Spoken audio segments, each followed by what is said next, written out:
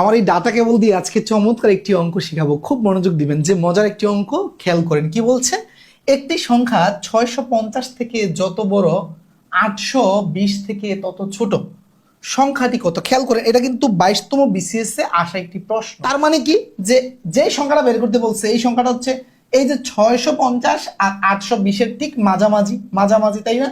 আচ্ছা, খেয়াল করেন কিভাবে বের করবেন। আমি আপনাকে বললাম যে এই প্রান্ত আর এই প্রান্তের মাঝের বিন্দুটা বের করতে, তাই না? আচ্ছা, তাহলে মাঝের বিন্দু বের করতে আপনি কি করবেন?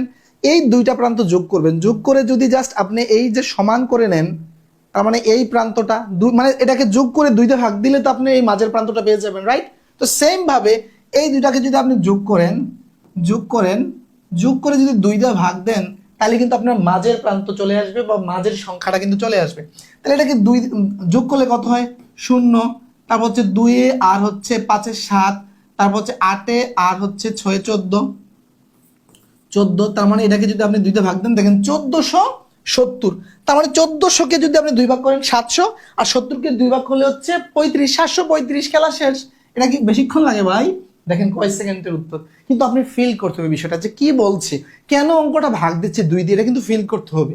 ফিল না করলে কিন্তু আপনি এবার শত শত অঙ্ক করবেন, কিন্তু দিন শেষে, বছর শেষে আপনার অঙ্ক কিন্তু আপনার মাথায় থাকবে না, খাতায় থেকে যাবে, নোটে থেকে যাবে, বইয়ে থেকে যাবে, কিন্তু আপনার মাথায় কিন্তু থাকবে না দাদু ভাই।